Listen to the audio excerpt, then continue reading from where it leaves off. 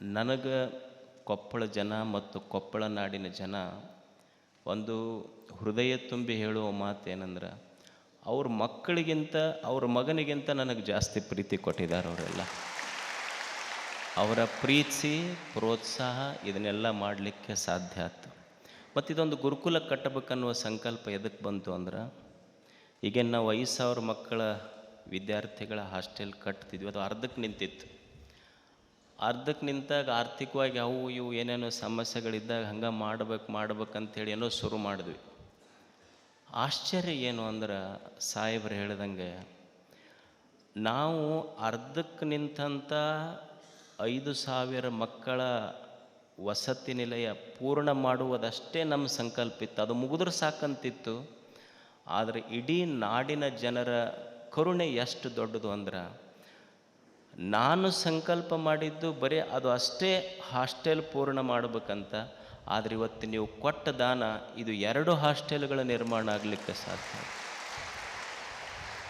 ಮತ್ತು ಇದರ ಪುಣ್ಯ ಎಲ್ಲಿ ಹೋಗ್ಬೇಕು? ಇದನ್ನು ಇಷ್ಟೆಲ್ಲ ಜನ ಕೊಟ್ಟಿದ್ದಾರೆ. ಭಾಳ ಜನ ಅಂತಿರ್ತಾರೆ, ಏನಂತಾರಂದ್ರೆ, ಅಲ್ಲಿ 5,000 ಮಕ್ಕಳು ಮತ್ತು ಇಲ್ಲಿ 1,500 ಮಕ್ಕಳು, ಇಲ್ಲಿ ಶಾಲೆ ಶಿಕ್ಷಣ ಉಚಿತ ಅಂತೀರಿ, ಮತ್ತು ಇದನ್ನು ನಡೆಸೋದು ಹೆಂಗೆ ಅಂತ. ಯಾವಾಗ ನಡೆಯೋದಿಲ್ಲ ಅಂದ್ರೆ, ನಾನಾ ನಡೆಸ್ತೀನಂತ ನಮ್ಮ ತಲೆಯಾಗಿದ್ದರೆ ನಡೆಯೋದಿಲ್ಲ. ಇದು ಯಾವುದು ನಾವು ನಡೆಸ್ತೀವಂತ ತಲೆಯಾಗಿದ್ದರೆ ಯಾವುದೂ ನಡೆಯೋದಿಲ್ಲ. ಮತ್ತು ನಮ್ಮ ಥೇರಿ ಹೆಂಗಂದ್ರೆ, ಈಗ ಅವರು ಕುಂತಾರಲ್ಲ, ಅವ್ರ ಥೇರಿ ಹೆಂಗಂದ್ರೆ, ಈಗ ಪಂಚವಾರ್ಷಿಕ ಈ ವರ್ಷ ಏನರ ಯೋಜನೆ ನಾವು ಹೇಳಿದ್ವಿ ಅಂದ್ರೆ 5 ವರ್ಷ ನಡೆಸ್ಬೇಕಂತಾರೆ ಅವ್ರು. ನಮ್ದು ಹಂಗಲ್ಲ, ಈ ವರ್ಷ ನಮ್ಮ ಜೋಳಿಗ್ಯಾಗ ದುಡ್ಡು ಐತಿ ಮಾಡೀವಿ, ಮುಂದಿನ ವರ್ಷ ನಮ್ಮ ಹತ್ರ ಇಲ್ಲ ಅಂದ್ರೆ ನನ್ನ ಕಡೆಯಿಂದ ಆಗೋಲ್ಲಪ್ಪ, ಮತ್ತು ಯಾರು ನಡೆಸೋರಿಗೆ ಕೊಟ್ಟು ಹೋಗ್ತೀನಿ ಅಷ್ಟೇ, ನಾನಾ ನಡೆಸ್ಬೇಕನ್ನೋದು ನನ್ನ ತಲೆಯಾಗಿಲ್ಲ. ನನ್ನ ಧರ್ಮ ಏನು, ನನ್ನ ಜೋಳಿಗ್ಯಾಗ ಎಲ್ಲಿವರೆಗೆ ಐತಿ ಅದನ್ನು ಮಾಡ್ಬೇಕಷ್ಟ. ಇಲ್ಲಾರ್ದಾಗ ನಮಗೂ ಇಲ್ಲ ನಿಮಗೂ ಇಲ್ಲ. ನಿಮ್ಮ ಉಡ್ಯಾದಾಗ ಹಾಕಿ ನಂದು ಇಷ್ಟ ಅಂತ ಹೇಳಿಬಿಡವ್ ನಾನು ಅಷ್ಟೆ.